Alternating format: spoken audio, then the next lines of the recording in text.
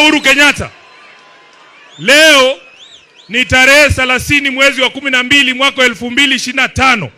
Kwa sababu mimi bado ni katibu mkuu wa chama, mimi bado ndio msemaji wa ODM.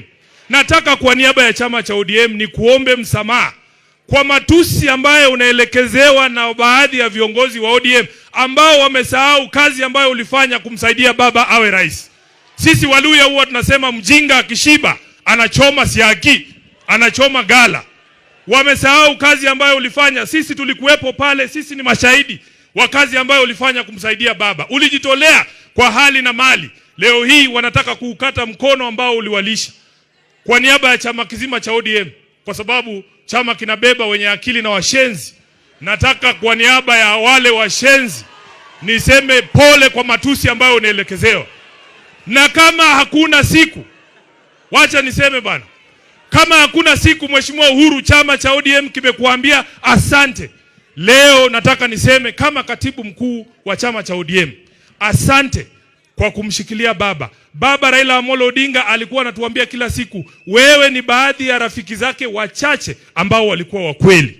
Na sisi tutazidi kukuheshimu.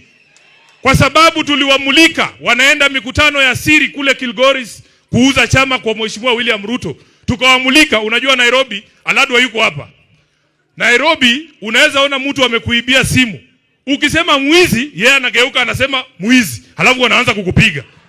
Kwa sababu tuliwamulika wanajaribu kunadi chama cha ODM kwa Ruto. Wanakuja wanatuambia sasa ati pia sisi tunataka kukuuzia chama. Mimi mmeniona wapi na Uhuru tukidance kwa podium vile watu wanadance na Ruto kila siku?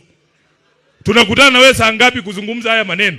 Na mimi nataka niseme ODM ni chama cha makabila yote. Hata Waluya wako ndani ya ODM, Wamijikenda wako ndani ya ODM, Wasomali wako ndani ya ODM. Hiyo si chama ya mtu binafsi.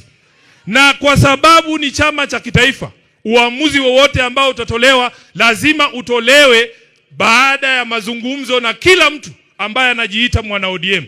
Wengine wanadanganya Oburu. Nilikuwa na yeye hapa nikamwambia, the thing that used to make Raila a great leader, he used to consult everyone. Hata wale watu ambao walikuwa wamedharauliwa. Unaona mama hapa anajivuruta, unafikiria ajui Raila, kumbe yako na namba yake. Anapiga simu direct. Mimi nataka niseme uamuzi wa jinsi ambavyo chama kitaenda 2027 hautafanywa na hawa viongozi hapa juu. Itisheni mkutano wa National Delegates Convention, wacha wana ODM wakuje waseme wanaenda kwa Ruto ama tusimamishe hata huyu Sifuna. Kwani? Na sisi